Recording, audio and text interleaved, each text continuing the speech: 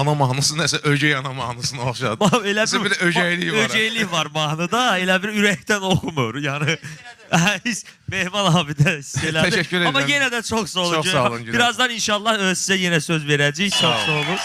Çox sağ olun. Hə. 1 gram da olsun anam yadıma düşmədi bu mahnıdan sonra 1 gram da olsun. Hə.